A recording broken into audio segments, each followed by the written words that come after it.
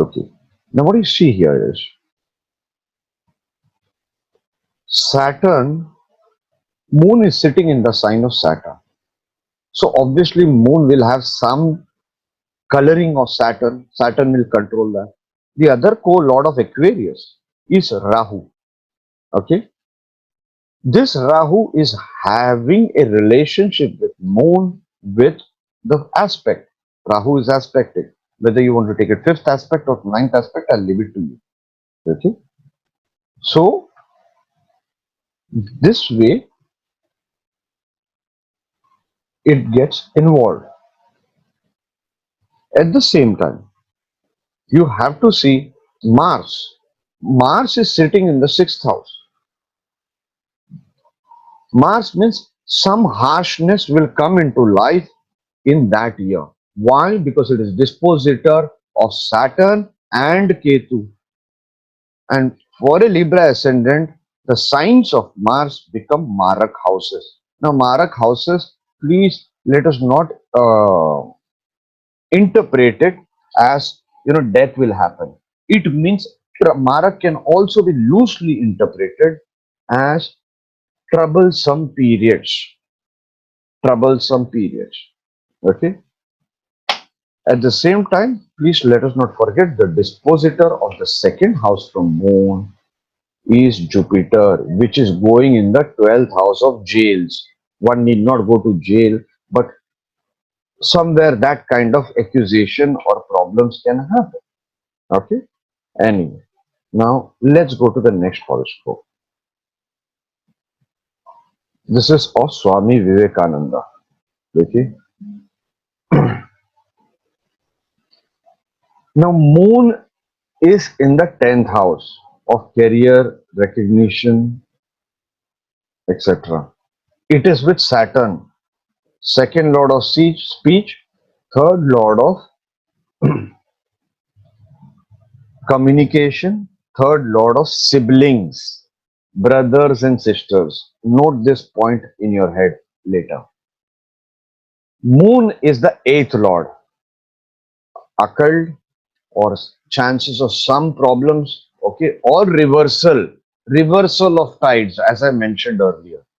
The second house from this Moon will implement itself in the 32nd year, where Jupiter, the Lagna Lord, the Dev Guru, the dispositor of Sun, who is the ninth Lord of Bhagya, ninth Lord of spirituality, okay, is sitting. And it is also the fourth Lord of homeland, something from home. It is the dispositor of Pisces, spirituality, etc. Now, what happened in his 32nd year? Okay. There's one thing that I learned from my mentor. The eighth house is the house of Raj Kosh of previous life. If somebody knows Hindi, my Hindi is really bad. What is the Nitin Bhai? No, my Hindi is really bad, Nitin Bhai. Nitin Bhai, tell me what is the meaning of Raj Kosh? Yes, treasurer. आप कह सकते हैं कि बिल्कुल ठीक है. राजकोष is a word. इसका मतलब होता है accumulation of wealth, accumulation of knowledge. इसको represent करता है. So, Raj Kosh of previous life, this is what I learned from my mentor many years back, and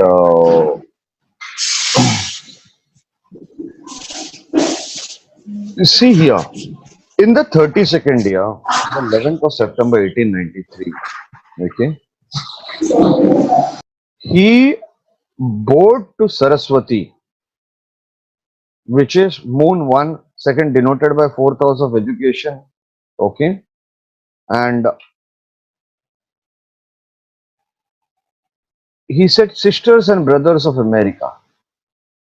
See how the link happened, and he greeted the youngest of the nations in the name of the most ancient order of monks in the world, the Vedic order of sannyasis, a religion which has taught the world both tolerance and universal acceptance. See, he's taking the Saturn route. See, Saturn is a yogi. what I remember from Puranas, and I can be wrong here, people should correct me, is Saturn sat down for some 30,000 years in meditation, okay, something like that, okay, and that kind of thing. So that is thing. Another thing I must mention here, it's mentioned here in my notes, okay, is what set wherever moon sits. This is another BSP, okay. I was not getting the file. I just had 5 minutes to search. Please test this. If somebody can work on this extensively, prepare it on 510 charts in a Word file and email it to us at admin@saptarishisastrology.com. Addressing it to me is wherever moon sits, it implements itself in the 31st year. Okay. These all file notes are 10, 11 years back, so I'm not getting those files, where it is in my machine. So what set in the 31st year took it further in the 32nd year and so on. Okay. Now, this is where I'm giving you both kinds of charts. I'm giving you both kinds of charts. Okay. Where things are working smoothly, things are working little bit before, like in the case of Amitabh Bachchan. You know, point is, you should be able to broadly see what will happen around 32nd year.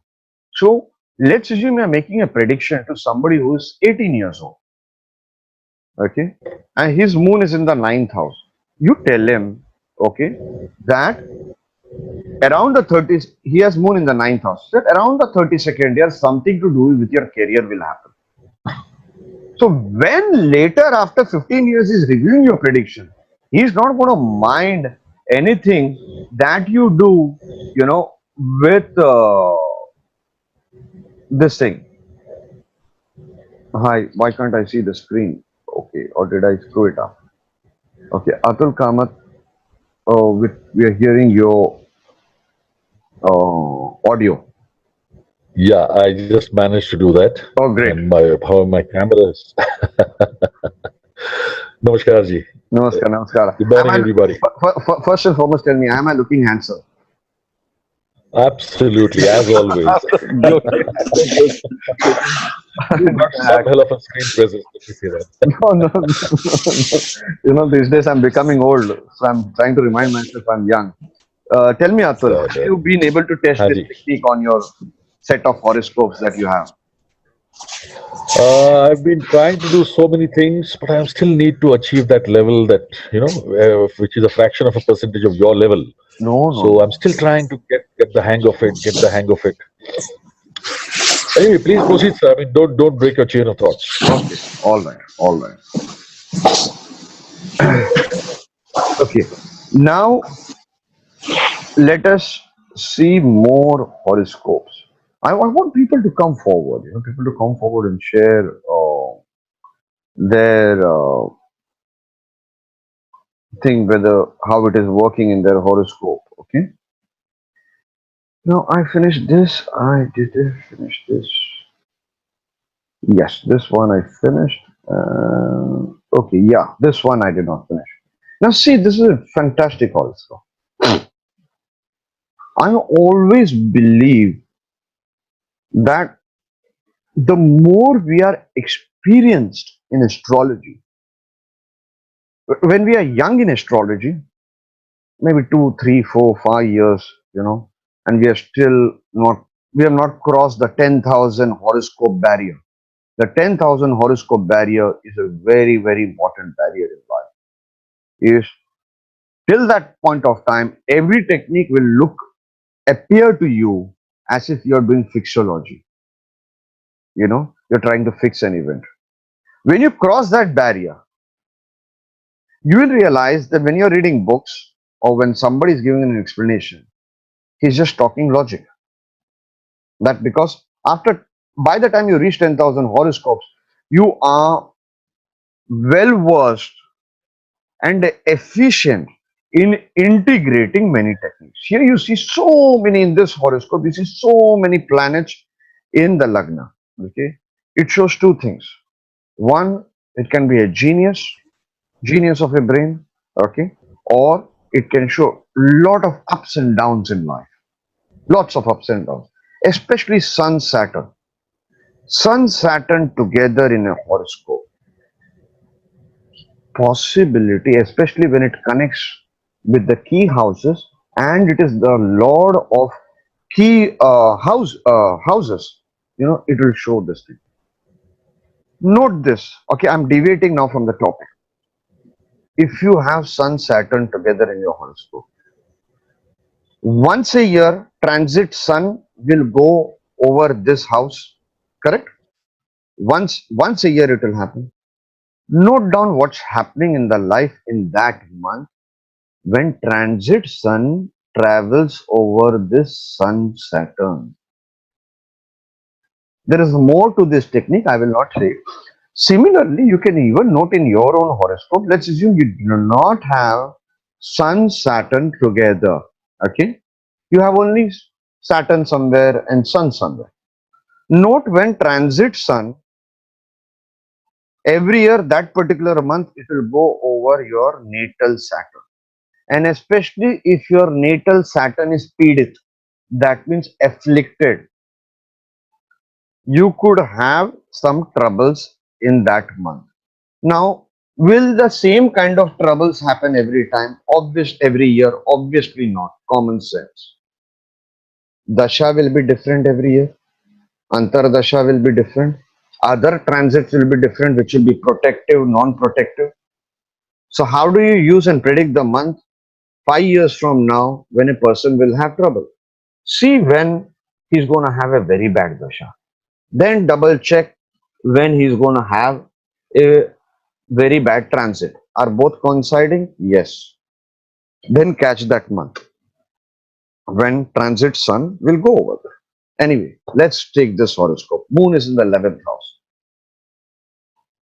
It is in the 11th house and it is the sixth lord of pending karma. Second house from it, you have a retrograde Venus. That means coming towards this moon. So this retrograde Venus is very important in this horoscope. Why? It is the fourth lord and ninth lord. Fourth lord of Gharwali or domestic life, and ninth lord of legality of marriage or the religious institution of marriage. Okay. So what happened in his 32nd year? Was it important? He says 32nd year is February 1997 to February 1998. Moon implements itself to the 12th house of sex, love, where Venus is placed. Venus means woman and is the dispositor of ninth lord of marriage. So in my notes it is written, so he was asked if something to do happened with woman or Bhagya. He said in June 1997 he met his wife. Isn't that a significant event? Yes. At the same time, remember 32nd year. 32nd year is normally a very crucial year for most of the people. If you take BCP, that is the 8th house. BCP, you minus 32 minus 24, which will be 8. It is the 8th house. 8th house always brings some changes in a person's life. So 32nd year always will bring some changes. Okay. That is how you see. Now let us see another horoscope. It's of an old friend of mine, probably the last horoscope for today. Okay. It's an old friend of mine. Here, moon is in the Lagna. Difficult to predict what could have happened. It is the 10th lord of career. Okay. But it's not just 10th house, is not just career. 10th house is the final destination. Final destination. It is the last Kendra. Okay. So something important in your life can happen because it is the 10th lord and it is sitting in Lagna. As I said at the start, Lagna. Planet in Lagna, very important. Extremely important. Moon shows devotion. Moon shows love. Moon is the seed of your past life. It is the seed of your past life. That is the reason we give so much of importance to Moon's nakshatra. This will implement in the second house from itself in the 32nd year. What is the sign over there? First, see the sign. It is Scorpio, occult, transformation, changes, revolution. Over there, Jupiter is placed. Jupiter is religion, guru, God, etc. Ketu. Ketu means reversal, or Jupiter Ketu together. Ketu also means end, the end, or separation. All this you have to mix. Jupiter is the sixth lord of pending karma and the third lord of communications or travels. Let us see what happened here. Okay. Sixth house, let us not forget, is the house of akala mrityu, untimely death. Untimely death. Okay. Let us see what happened. Initially, when I asked him, he did not remember. He said, I don't remember anything too specific that year, except I went on pilgrimage to India and saw my guru there. In fact, it was in fact a very good year for my spiritual life and devotional activities. The answer is clear. When you are asking somebody who's 60 years old what happened in your 32nd year, it's not so important now when he's 60. Okay. This gentleman is, I think, 1947 born. Okay. And I was interacting with him 10 years back. Okay. Then he wrote back. I wish you all could see the notepad, which you all can't see. It's all in the notepad. It says, I just saw this. Okay, you can disregard what I wrote in my previous mail. In that year, I went on pilgrimage to India. For a foreigner to come to India on a pilgrimage, it's an important and specific year, you know. And then he says, and generally it was a very good year for my spiritual life. Prabhupada, my guru, passed away in 1977. Okay.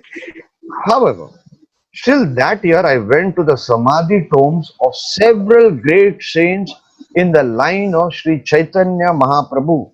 It's a great event. This occurred in Vrindavana Dham. Then I wrote, your 32nd year would be from September 78 to September 79. And in this period, you say you went to pilgrimage and met your guru and good for your spiritual life. Then he says, it was not an extraordinary year, except one very negative thing happened in that year. A friend of mine committed suicide. This was a terrible and traumatic event for me. Now, see this, Jupiter is Jivakaraka, sitting in the second house of Maraka, in the sign Scorpio, which is the natural sign of death, with Ketu, separation, moksha, okay? All these things combined with Jupiter, sixth lord of Akala Mrityu, untimely death, okay, shows you this event and also the spiritual event.